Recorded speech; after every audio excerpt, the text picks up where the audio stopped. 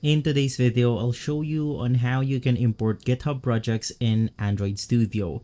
First things first, you want to head over to the repository that you want to import to the Android Studio application.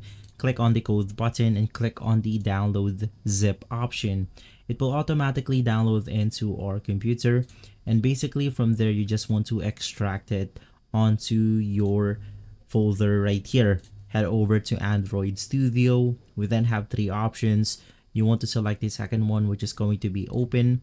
In this way, we are going to simply import one of our files or folders into GitHub right here.